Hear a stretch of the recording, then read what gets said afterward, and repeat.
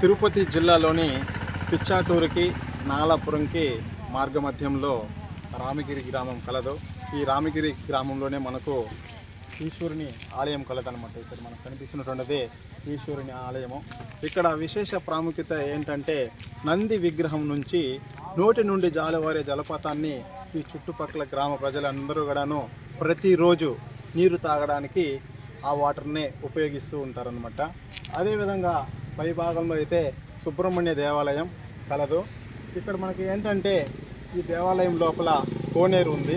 ఆ కోనేరుని, ఈ యొక్క దేవాలయాన్ని, ఇవన్నీ కూడాను క్లారిటీగా చూపిస్తాను. ఇలాంటి మరెన్నో వీడియోలు చూడాలనుకుంటే తప్పకుండా స్మార్టీశ్వర్ బ్లాగ్ ఛానల్ని సబ్స్క్రైబ్ చేసుకోండి. సబ్స్క్రైబ్ చేసుకోవడంతో పాటు లైక్ చేయండి. లైక్ చేయడం ద్వారా ఇంకొంచెం మందికి మన యొక్క వీడియోస్ అనేది రీచ్ అవుతుంది. ఈ ఆలయం దగ్గరికి వెళ్ళి కూడాను లోపల క్లారిటీగా ఇవంతా కూడాను చుట్టుపక్కల ప్రదేశాన్ని అన్నీ కూడాను చూపిస్తాను. మనము ఇక్కడ చూస్తున్నటువంటి ఆలయమే వాలీశ్వర ఆలయం. ఈ ఆలయం ఎక్కడుంది ఏంటని చెప్పి ఈ వీడియోలో మనం తెలుసుకుందాము.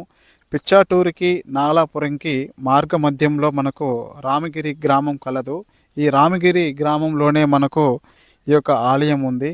ఆనాటి కాలంలో 9వ శతాబ్దంలో పల్లవ రాజులు కట్టించినటువంటి పురాతన కట్టడాలు ఇవి. ఈనాటి కట్టడాలు అయితే మాత్రం కాదు. ఇక్కడ ఏంటంటే నంది నోటి నుండి మనకు ఎల్లప్పుడూ మనకి వాటర్ అనేది ప్రవహిస్తూనే ఉంటుంది. ఈ ఆలయం దగ్గరకు రావాలనుకున్న వాళ్ళు దర్శన వేళలు ఉదయము 8 గంటల నుండి 11 గంటల 45 నిమిషముల వరకు ఉదయం తెరిచి ఉంటుంది. అదే సాయంత్రం వేళల్లో 3 గంటల నుండి 5 గంటల 45 నిమిషముల వరకు ఆలయము తెరిచి ఉంటుంది. ఎగ్జాక్ట్లీ 5:45 అంతా మనకు ఈవినింగ్ క్లోజ్ అయిపోతుంది ఆలయం చెప్పాలంటే. నేను వెళ్ళే సమయం కూడాను ఆ టైం కంప్లీట్ అయిపోయింది. నేను 5:45కి అలా వెళ్ళాను అనమాట.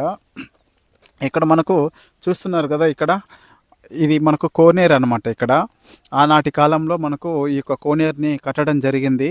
కానీ ఇక్కడ మనకు కనిపిస్తున్నటువంటిది నంది విగ్రహం నుండి చూస్తున్నారు కదా, చూపిస్తాను చూడండి ఒక్కసారి. ఇక్కడ మనకు కనిపిస్తుంది కదా, నంది విగ్రహం నుండి నంది నోటి ద్వారా మనకు ఎల్లప్పుడూ మనకు ఇక్కడ ప్రవహిస్తూనే ఉంటుంది వాటర్ అనేది.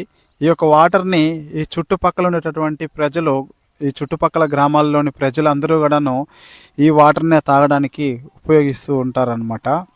ఈ వాటర్ అయితే నేను తాగాను, చాలా తీగా బాగుంది వాటర్ అయితే. నెక్స్ట్ చూస్తాను కదా, బాగుంది వాటర్ అయితే, నేనైతే తాగాను, చాలా బాగుంది. ఈ యొక్క ఆలయము ఇంకా ఈ చుట్టుపక్కల ఉన్నటువంటి ప్రదేశాలు ప్రతి ఒక్కటి కూడాను చాలా బ్యూటిఫుల్ అనమాట చెప్పాలంటే. మనకు ఈ యొక్క వాటర్ ఎక్కడి నుంచి వస్తూ ఉంది అనేది కూడా మనం ఇంతవరకు ఎవరు కూడా తెలుసుకోలేదన్నమాట. ఎప్పుడు ప్రవహిస్తూనే ఉంటుంది. ఇక్కడ విశేషం ఏంటంటే నంది నోటి ద్వారా జాలువారే జలపాతం మనకు ప్రతిరోజు ఇలానే వస్తూ ఉంటుంది అన్నమాట. నాన్ స్టాప్గా వాటర్ అనేది వస్తూ ఉంటుంది. మనకి ఈ యొక్క పల్లవ రాజులు ఆనాటి కాలంలో కట్టించినటువంటి కట్టడాలు చూడండి, గోపురాలు ఎలా ఉన్నాయో ఆనాటి కాలంలో, చాలా అద్భుతం.